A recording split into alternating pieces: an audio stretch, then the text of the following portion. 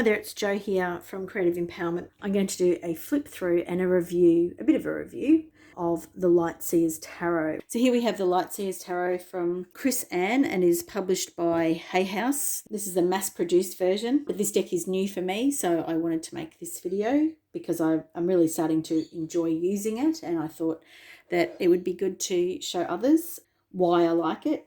So it's a 78 tarot deck, so no new inclusions in this one. It's a healing tool. This is from the back of the box. By reimagining the traditional tarot archetypes and symbols in a contemporary boho and intuitive style, the Light Seers Tarot expresses the light and shadow sides of our natures and explores the lessons that can be learned from both. The expressive characters who live within the landscapes of the cards tell stories, ask questions, and provide guidance. This deck is an ideal companion as you seek to uncover the places in your life and in yourself that are most in need of illumination. And then inside the box, we have another little bit of a quote from the author or creator. And into the grey we follow like 1,000 flickering stars, and there in a sunlit hollow we lose and find what is ours. Dear light and shadow seer, may this deck help you find what is yours. So what I'm going to do today is go through the four different suits and then the major arcana. And like I said, this is the Hay House version of the Light Seers Tarot, and this is a new one for me, which is why I am doing this review today.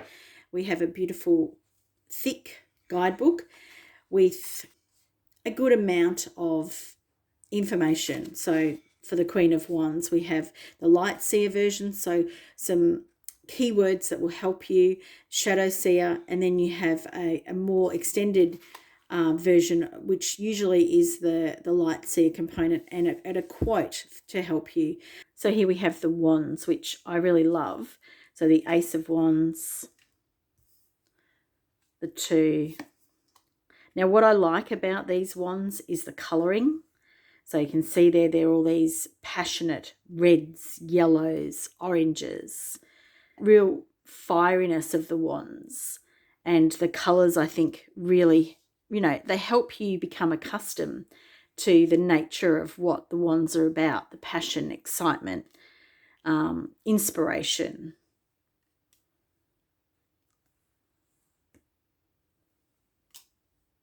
And you can see that the tone's sort of a bit muted there, but there's still the red or the orangey sort of colour there. And the wands are not always, like here we have the 10 of wands and you don't have 10 wands in the picture. They're not always explicit in the sense that, same with the 6 of wands, there's only one wand showing up there. But there's always, the number is always down below. But I love the colouring of these cards. I really do. I love the way they have been reimagined, I think is wonderful. Might spread them out here and go through just a few for you.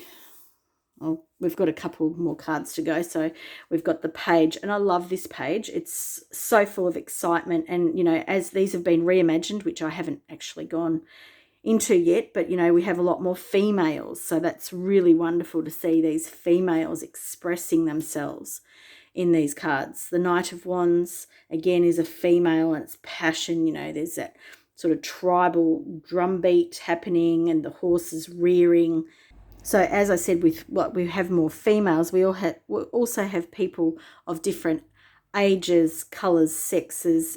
There's more inclusion. It's a more modern day version of what we might see in the world. So I've got all the wands out here, and I think that this deck is a really great deck to use, which I'm finding because it opens up different cards for me. That's what I'm finding, that I'm seeing new things in like the 6 of Wands, where this time it's showing someone in front of an audience and perhaps on a stage, and it's still, we have the wreath, we have the one wand that was in the traditional Rider-Waite tarot, someone, going through on a horse, and everybody was sort of cheering. It was that sort of card. We still have the essence of that card, that sort of audience or masses around this one person.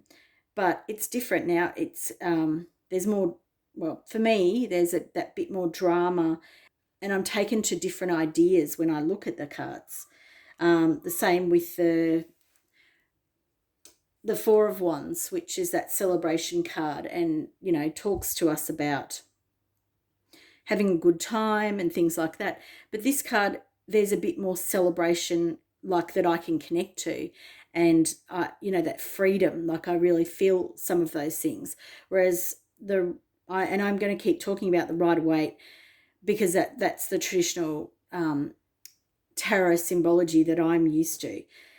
This card sort of, it just opens things up, like I said, I love the Page, I love the Knight, even the King.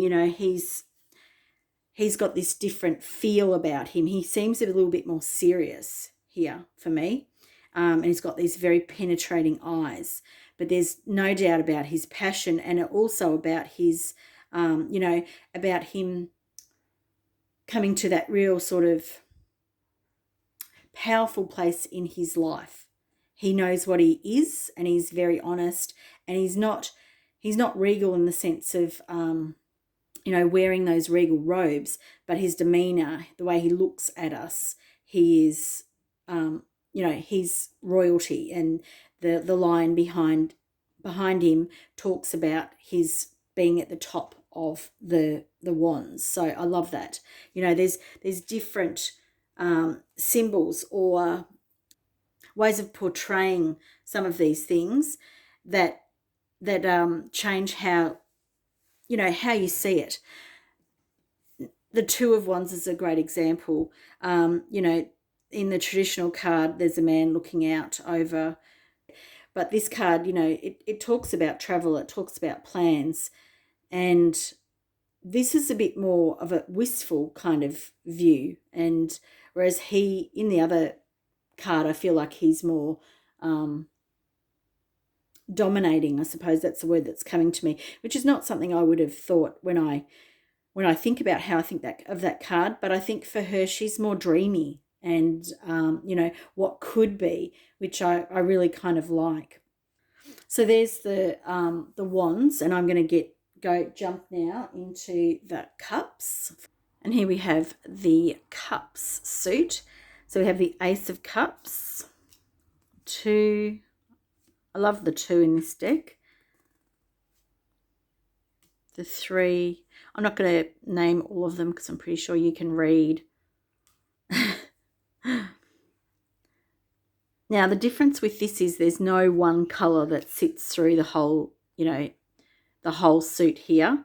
But because these are water, the essence of water, the cups, there's that sort of, the blue tones are a bit more prominent. But, you can see that it's not completely blue, the whole set or the whole sequence suit is not just completely blue. Just so you can have a look at the whole suit together, I think this is really helpful. It gives you that feel, and so you really feel that movement, that the cups are kind of usually moving. There's a lot of movement cards here. They're not always. There's some that are quite stagnant or stationary, not stagnant, but there's a lot of movement here, which that you identify that with the idea of water and emotions and movement. So I really like that. Some of the cards that I've really started, I suppose the word is enjoying, but some of these cards in the traditional deck I loved too, but I love this 3 of Cups, like we've got the lavender and the purple hues here, which really helps, I feel, talk about the spiritual nature of friendships and filling your own cup up, but also, enjoying the company of others. We've got the symbol of the goddess here, and I think that's the Big Dipper. I'm not exact. It's the saucepan. I do know that, but I think, I'm not sure, but I think that's what it is. But I do love the subtle tones, and I love how the girls are, holding their dresses and holding each other.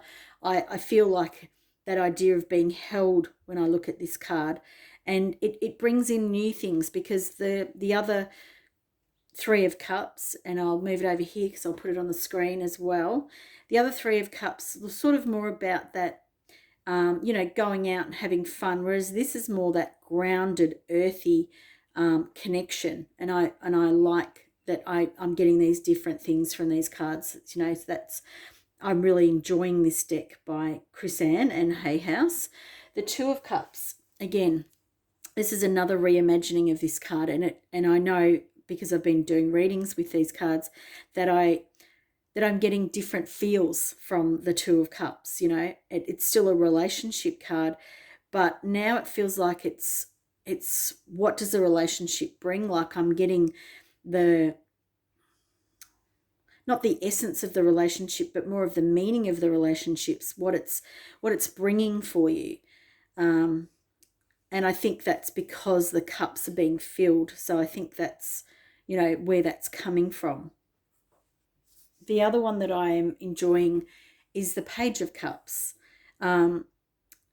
He's a bit quirky. They've got the Pigs Can Fly card, and I love that too because, you know, with the Page of Cups in the traditional Rider-Waite, we've got they're a bit more serious because they've got that sort of old-fashioned clothing on. And so this guy, you know, like he's in a water environment. He's filled with heart energy, you know, this light, or the light coming from him, and it's almost as if he's not even on this plane, you know, because I don't think they're his feet. He's halfway up here, you know, up in the ethers, and he's the type of personality that can bring this into fruition, that can allow this to happen. But even the colouring on his legs is just slightly different, which I think it's, I don't know, for me, I find this card is really opening up, and it's opening me up to imagining what the Page of Cups is about. And I think that that's the gift of this particular deck. I know there's many gifts, like I said before, there's different age groups, there's different people of colour, there are lots of women. You know, it's more contemporary in the look and the fashion, things like that. And yeah, it's just these reimaginings of what these cards could mean, you know, like I think this is alluding to that snakes and ladders type thing. You know, sometimes we want to find the quickest route, and we'll take that ladder, but then we might come back down, you know, a snake. I'm not 100% sure because these are very new to me, so I'm still playing with them, still learning, you know, what these cards mean to me. The Knight of Cups, again, a really very romantic card, which we know that already, but, you know, if you're new to the tarot, this is a really helpful card because it talks to you about all the things that he's romantic of nature. He's got this really big giving heart. Perhaps he's a little bit showy, you know, like all that sort of stuff. But he's very seductive and very charming. So, yeah, like I think this is a good deck if you're a beginner. The imagery is really helpful to give you a lift of what the cards might mean and how you might feel as a result of each card. And here we have our swords. This Ace of Swords I don't love, but, you know, it's new to me, so I'm going to be open to what these cards bring. And we have the swords, you know, the swords suit, and it brings with it that darker sort of element, even though it's the element of air, which not necessarily is a dark thing. We sort of have that fine line with the swords where they, you know, like being on the edge of a knife or a sword, we can go two ways. There's quite a lot of the sort of darker energy here with the swords, but I don't dislike it. I think it actually, you know, that sometimes there's that cruel nature of living by the sword, dying by the sword. And I think that kind of comes through in this deck. I think that you know, they've done a great job. And I love the crows. I really love the crows. I love crows as messengers anyway, but I do love how the crows here are representing perhaps that your inner voice that's coming and annoying you, that's haunting you, that's, you know, keeping you up at night, that's constantly in your ear, that you can't get rid of it. I love the imagery in these cards. I love how the crows are carrying, you know, are propelling the boat onwards, because she's very, you know, she's probably feels like there's a bit of loss happening, and but she's kind of focused on her hair, something tangible that she can hold on to with her suitcase in her hand. But the crows are propelling her forward, knowing that, you know, this is the right thing to do. Again, like I said before, I'm seeing new things in these cards. So I love this, how we have the idea of a spirit crow in here, you know. And I love the idea that the swords have been transposed into, you know, an air messenger. So the idea of the crow, or in other ones we have different elements. But yeah, I really like that, because it's like, how often do you see a sword in real life these days? Not that often. So the idea of something coming from the air, that's a bit ominous, but not necessarily. You know, that crows don't have to be ominous, and they've actually got really wonderful, you know, they bring lovely messages, and they bring the message from the void. And so these cards to me just go deeper, and I love that. And, you know, there's these hints back to the traditional Rider-Waite, where we can see the shadow of a bed here and the pillow, but she's in a field, and it could be a nightmare, but who knows. I'm really enjoying the sword suit in this deck, and I feel that these two cards here really stand out for me in this suit. And I'm going to come to the King and Queen in a second, but the Page of Swords, I love this card because it sort of epitomizes what this suit can be about. You know, ideas, and the yellow, which is all about the mind, because the air is all about mind. But yeah, it's really different from the Rider-Waite version of the Page of Swords. And the other, I feel like the court cards in this deck are really very helpful. So we have, you know, we have way more people in these cards.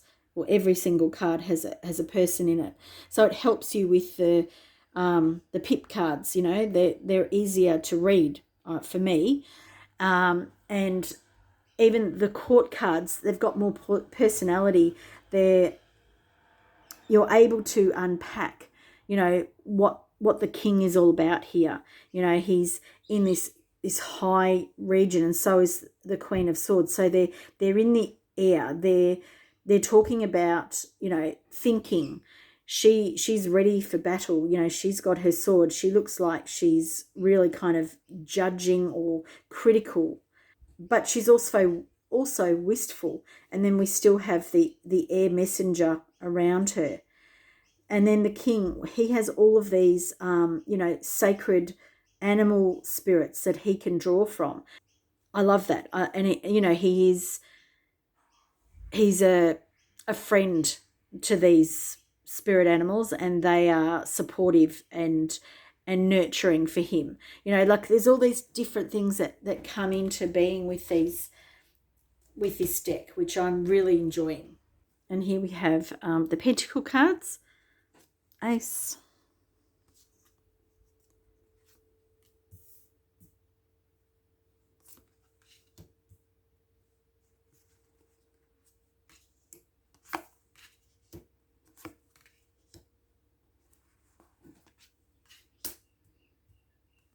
now these have been reimagined in a really different way for me. I'm still coming to terms with these ones. Like some of the suits, just, you know, I made a real connection to straight away. And some of these cards, maybe they just haven't popped up for me as much. I've had a few, you know, that it like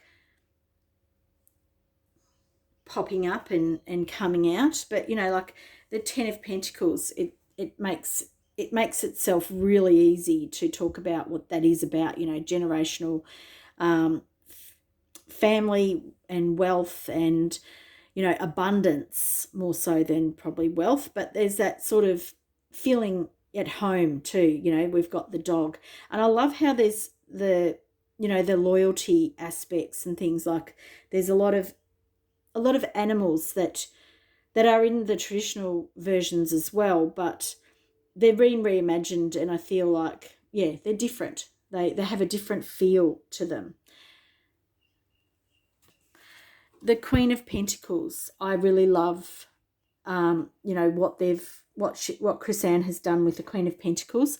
She is this modern day queen of nature who really knows who she is. I love her green eyeshadow, just magically pops, and I love how she's growing.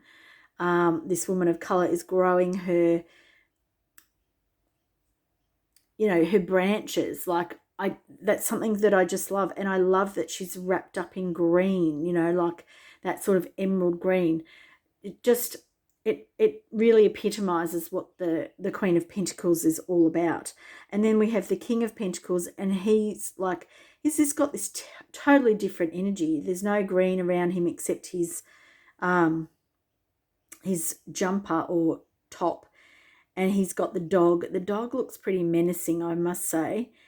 And, you know, he's got all this wealth of knowledge behind him, you know, like he's a really different character than her, and I find, but he's really got this lovely happy face. So, you know, the characters in this deck are really, really different. What other cards do I want to talk about here? Yeah, this one and this one. So with these cards, I find that they're really kind of different. And again, I don't know if it's the colors of this suit, but it's the suit that at this point that it's not having the same impact as the other suits. It's just that little bit less tangible for me, but that's okay. I just need to keep working with it. Let me know how you're going with the, you know, the Pentacles suit in this deck.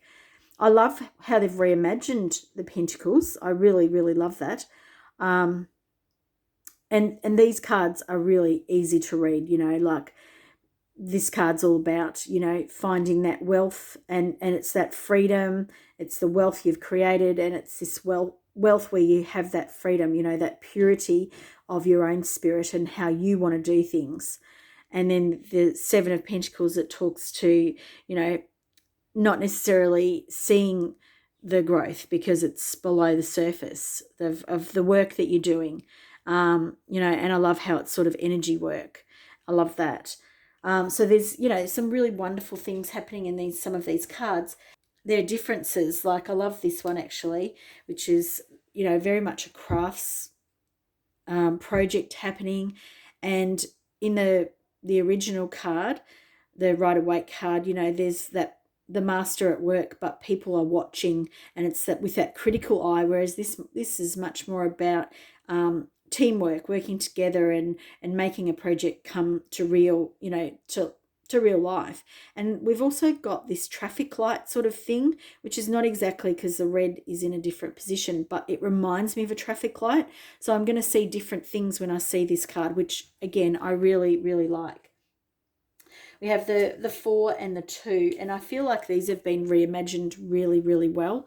You know, the 4 here talks about not necessarily being tight with your money, but just being wise with your money. You know, like it adds a different dimension straight up, because she doesn't look like somebody who's being overprotective.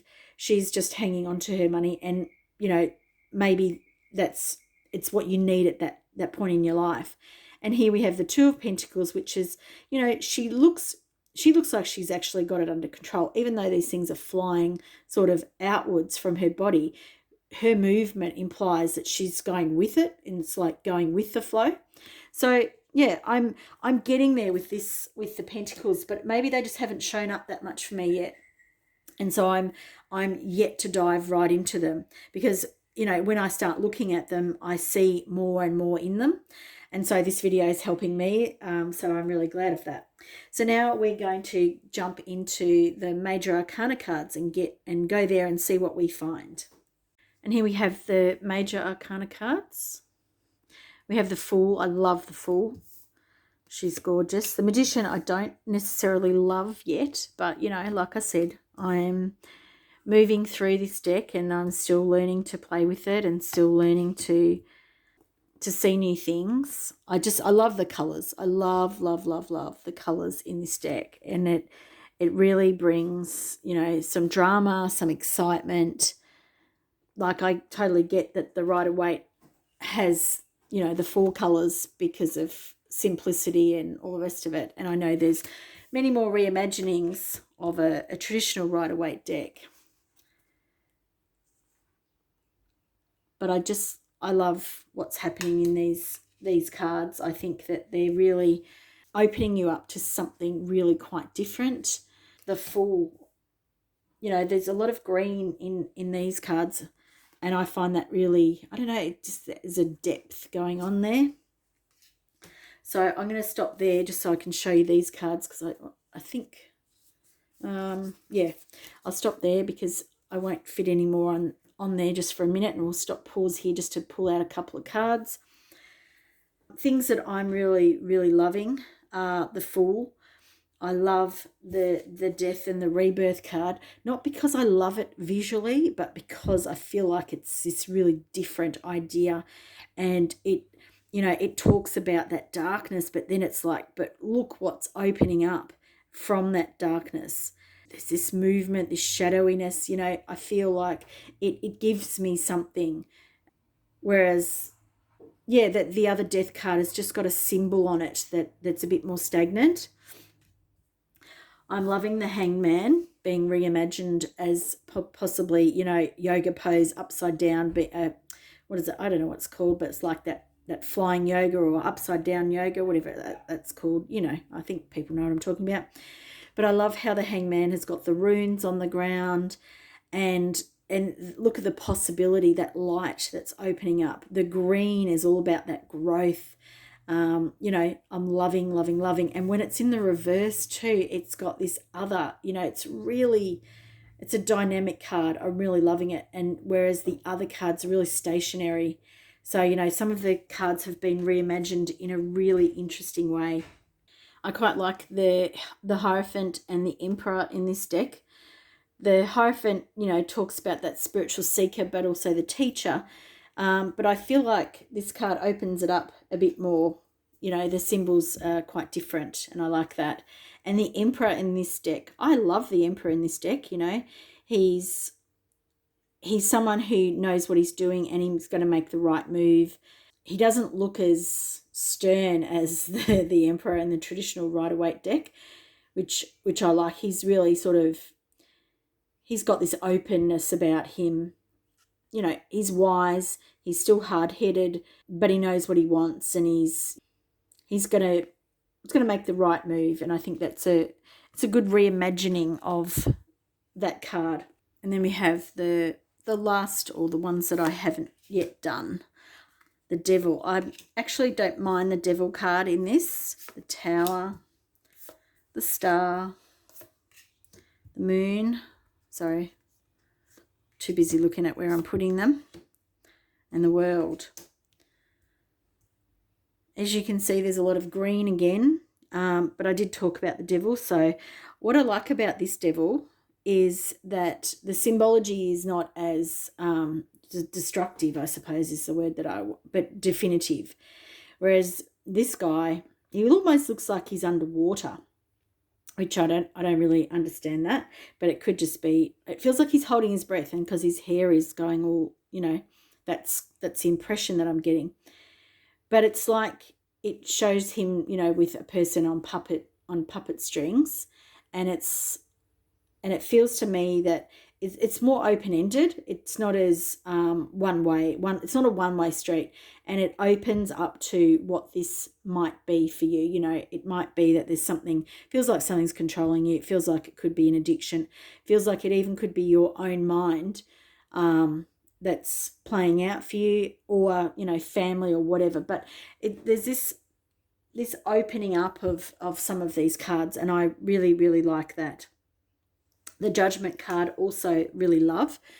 You know, it's kind of like it's freeing your spirit, this release from judgment, this idea that you can let yourself go from judgment. You don't have to continue to torture yourself and, you know, berate yourself. It's this freedom of spirit. And you know, you're getting something different out of these cards.